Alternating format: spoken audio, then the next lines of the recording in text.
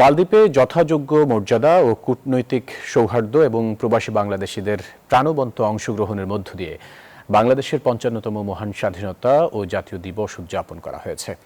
এর উদ্যোগ নেয় বাংলাদেশ হাইকমিশন মালদ্বীপ। প্রধান অতিথি হিসেবে উপস্থিত ছিলেন মালদ্বীপের পররাষ্ট্রমন্ত্রী ডক্টর আবদুল্লাহ খলিল ও বিশেষ অতিথি ছিলেন দেশটিতে নিযুক্ত বাংলাদেশের high commissioner doctor Mohammad Nazmul Islam.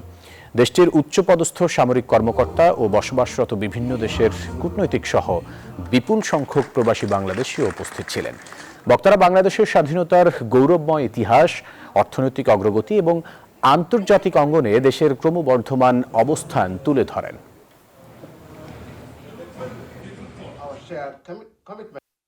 I extend our warmest congratulations and sincere good wishes to the government and the friendly people of Bangladesh on this significant milestone.